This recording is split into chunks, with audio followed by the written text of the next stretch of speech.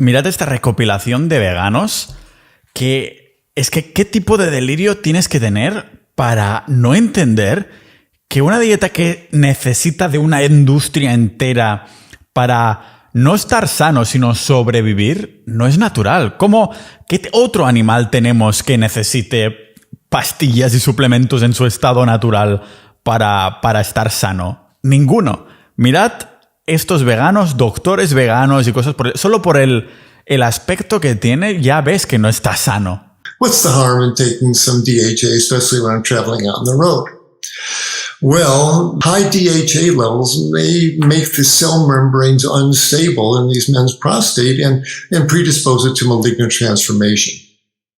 We're not sure the effect of high DHA levels in women, but maybe they just haven't shown up yet, who seem to be developing a very aggressive form of prostate cancer. So I've changed my thinking on taking supplemental DHA. I've stopped taking it myself, and I'm going to stop recommending that people take the supplemental DHA themselves. And you can take any vitamin, be it beta-carotene or vitamin E, which is made in great part of turpentine, vitamin B, which is in great part made of coal tar. Literally, you put those into your body, and you put isolated chemicals into your body, your immune system attacks it. So God forbid these alternative doctors who are pumping chemical supplements into the veins of people to reverse cancer, because I can promise you that they're going to get worse. Their immune system is literally taking care of the deadly chemical supplement you've spent $10, $20, $30, $40 for.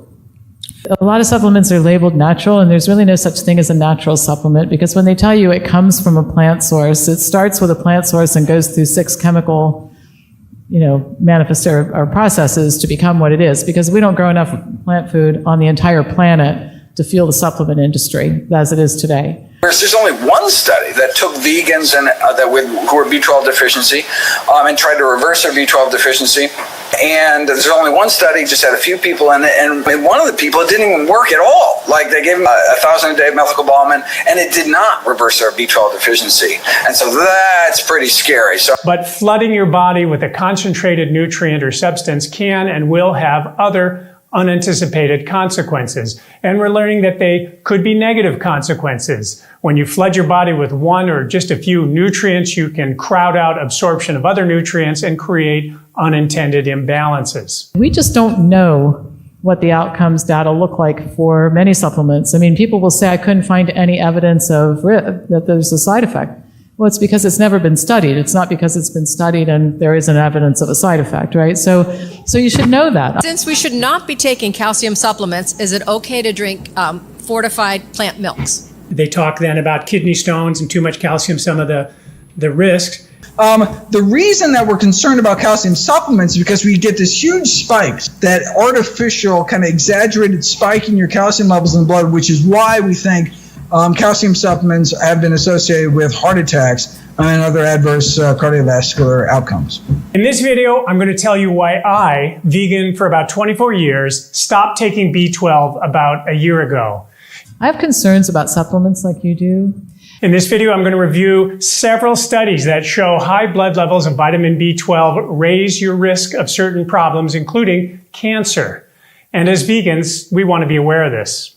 Now, by the way, over 91% of supplements are chemically made. Now, one thing we've been learning repeatedly is that supplements aren't really a natural way to obtain nutrients. They're presented as some sort of, insurance or backup. Insurance policy. But more and more we're seeing that they actually may be risky. People are avoiding the changes they need to make in their diet and lifestyle habits by taking supplements, thinking it's some kind of an insurance policy. And they slapped the word natural because the laws were created in Washington, in Paris, and London in the 1930s that natural only means 10% plant. 1 atom of nitrogen, you can call your supplement organic. For example, folic acid was found to increase coronary closure, and people taking it required more surgery. But folic acid, women get more breast cancers, guys get more prostate cancers. But I reserve my right to change my opinion about medications including supplements, which in my mind are medications. They say it explicitly multiple times. Don't use this study to tell people to take vitamin D pills to live longer. So, I mean, that's relevant because that's exactly how the study is being used on nutrition facts. Okay. The science still isn't completely clear. There's research that has been done that I'm still looking at, and there's research still to be done.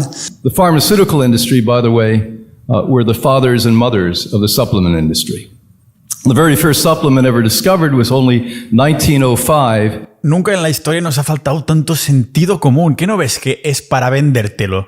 Por esto, en los últimos 2, 3, 4 años, la industria vegana se está duplicando, los ingresos se están duplicando. ¿Por qué? Porque te venden que la carne es mala y después tú vas corriendo, ay, que no tengo estas vitaminas porque claro, en la dieta vegana hay 15 nutrientes que no se absorben o no existen, al menos hay 4 o 5 que no se existen en productos vegetales, en productos veganos. Entonces, claro, te venden tu suplemento y vas a ir como un tonto a comprarlo. ¿Y quién se está enriqueciendo? Lógicamente, yo ya lo digo, la industria vegana son las nuevas farmacéuticas. Te están vendiendo la historia de que necesitas esto, te están poniendo ellos enfermo y te hacen sobrevivir porque sin suplementos te morirías por completo, pero es que no necesitarías suplementos si lo obtenieras de una dieta basada en productos animales, porque los tendrías de las formas más biodisponibles. Pero bueno, déjate tranquilamente 500 euros al mes o cada trimestre en suplementos con cosas que apenas vas a absorber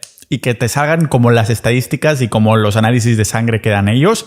Pero por favor, gente, utilizad el sentido común. Algae or, there is still a lot of questions out there. So it's not the same molecule, and it doesn't do what B12 does. It will not keep your brain healthy, will not keep your spinal cord healthy.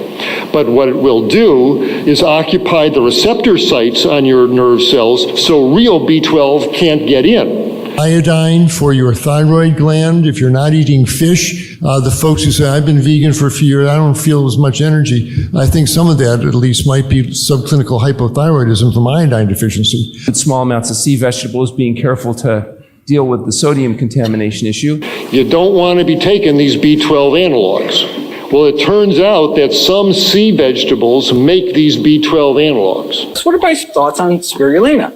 Is it safe while pregnant? I'm afraid it may not even be safe when you're not pregnant, and that's because of neurotoxic compounds. Spirulina and blue-green algae. If anybody's taken them, I'd suggest you reconsider that strategy, and it is definitely not suitable for vegans, and it will block your real B12 from getting in there. Vitamin A, beta-carotene. That they had people on beta-carotene. At that point, I thought, gee, beta-carotene is a natural form of vitamin A.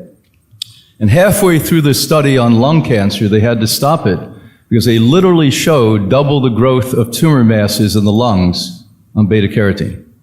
18% more lung cancer and 8% more deaths in the group taking it. People who take high-dose beta-carotene, if you got a lung cancer going, it makes it grow faster. People who take high-dose vitamin A get hip fractures. So you can't have an effect without a side effect. If you're manipulating one thing in the body, you're going to end up with some corresponding thing. Sometimes we know what that is, and sometimes we don't know what that is. I mean, high-dose vitamin C becomes a pro-oxidant instead of an antioxidant. Your research is no toxic dose of B12. Vitamin C sometimes, but you should know that you're going to want to time limit it because of that pro-oxidant conversion. Vitamin E, increased severity of infections. Vitamin D, high doses cause more fractures. Well, science says, what happens to people who really take these high-potency multivitamins? And the thing is, the risk-reward ratio for supplements often is higher risk than reward. So if you're going to take them, there ought to be a darn good reason why you're doing it, because it's even the ones that might be clinically indicated aren't without potential side effects. And you can see Dr. Greger starts out by saying that basically vitamin D pills really don't offer much benefit. That he says when researchers put supplements to the test, the purported links often didn't pan out. Vitamin B6 and B12, more kidney problems and more vascular events. That informed people should know these things before they make a decision. Another problem we have is that for all the bad things we can say about drugs, and there's certainly plenty of things to say, we do know a lot about drug-drug interactions. We really do. We really don't know a lot about supplement interactions and what happens when you take some combination of 5 or 6 things and nobody's ever really studied what happens when you take those 5 or 6 things. So So certainly vitamin B12. Without that, you don't get out of food. And so it looks like vitamin B12 supplements might also be a risk that vegans should be aware of. Well, for one thing, it just sets wrong to me to have to be able to take any isolated concentrated nutrient to fix a good diet. That just doesn't sit right with me, never has. But based on what I know, I've had to do that. You may find me in a month or a couple of months, I may address it, and you may say, well, that's a little different than he's always been saying. That's okay. I can change my mind. Their belief in supplementation is that this will protect them in spite of the fact that they're still not eating well, and that's simply not true. And the only thing one really has to seriously be concerned about on a plant-based diet is getting a regular, reliable source of vitamin B12. Otherwise, you can end up paralyzed, demented, or dead. Okay.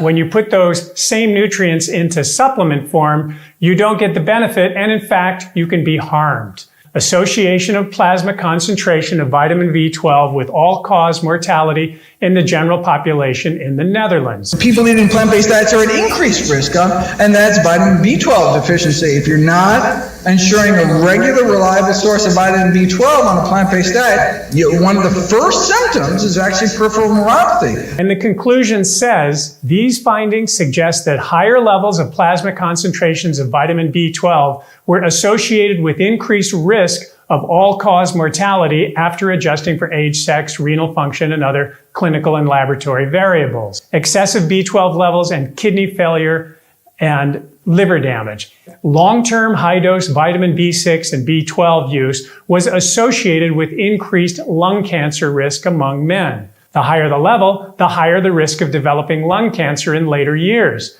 And so what happened by the 1930s, Merck of Germany, who also brought you gases for the chambers, decided to make the very first synthetic supplement called ascorbic acid. It's critically important. I recommend 2,500 micrograms of what's called cyanocobalamin, the cheapest form of vitamin B12, once a week. It's all the B12 you need. I can be on pills for the rest of my life, or I can actually just, change what I'm eating. Sign me up.